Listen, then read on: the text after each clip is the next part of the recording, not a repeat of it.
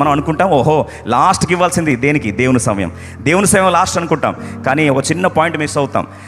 విశ్రాంతి దినం 7వ రోజు అని చెప్పింది మోషే ధర్మశాస్త్రంలో వచ్చింది. జాగ్రత్త, మీరే చెప్పండి, మీరే ఆలోచన చెప్పండి. ఆదామును తయారు చేసింది 6వ రోజు. ఆదాంకి 7వ రోజు ఏమవుతుంది? First day. దేవుని ఆశ ఏంటంటే, నీ పని పాట ఏమున్నా సరే అవన్నిటి కొరకు నేను తయారు చేయలేదు. నువ్వు తోటలో పొలం పని చేసుకో, విత్తనాలు విత్తుకో, చెట్లు క్లీన్ చేసుకో, ఏమైనా చేసుకో, కానీ నువ్వు పుట్టిన వెంటనే ఫస్ట్ పర్పస్, ప్రయారిటీ, నువ్వు నాతో సమయాన్ని గడపాలి. I want have fellowship with you. విశ్రాంతి దినం ప్రభు దినం అంటే, ప్రభు సన్నిధి అంటే, ప్రభుతో సహవాసం గడిపే సమయాన్ని దేవుడు ఇష్టపడుతున్నాడు.